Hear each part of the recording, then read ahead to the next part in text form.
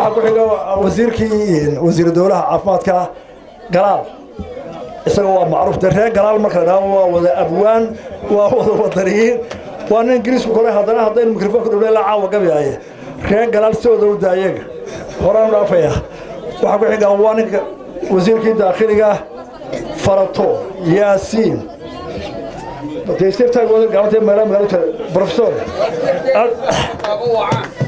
تهاي وقابيها كي وقنوا حيلين براد وزير داخلي غير تصل وحكو حقا محمود حاشي ورا رجل معروف او نافيا halkan waxa ku jira wasiir qabiyo tire oo nin timo dheer oo timo xoog leh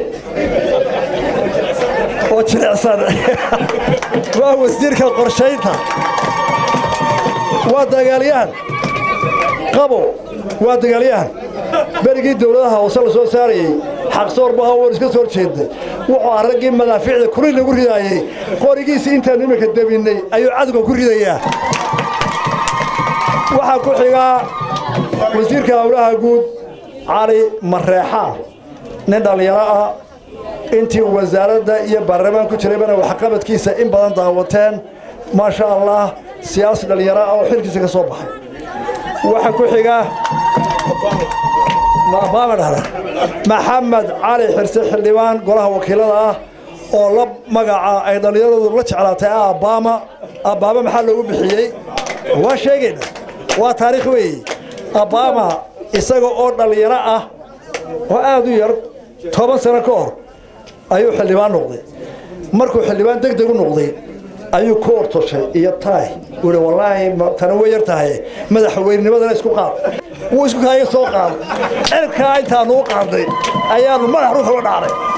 waxaan ku hambalyeeyaa maalin quramo xaraaqin wada kulmiya waa lagu jirciyay koona walba aan ka garaacay dhulkaan dhigday isagoo disbil wanaagsan mid kale kulmiya iyo cid la dooray waa ku fashanahay mustaqbalkaan sugaya tabarkaas ka soo baxay waxa ku xiga mujaahid isaguna sida qabyo tira timo weyn leh oo aad timo dheer oo timo hogol leh oo magaciisa la yiraahdo Cali Gure oo dhalinyarada ka saaxiib yihiin Facebook marka waxa la yaabay waa oday weyn oo bidaar leh oo cirra leh haddana dhalinyarada kula cartama Facebook daadayay taasi u dheer yahay waxaan soo go'ay aad iyo aad baratay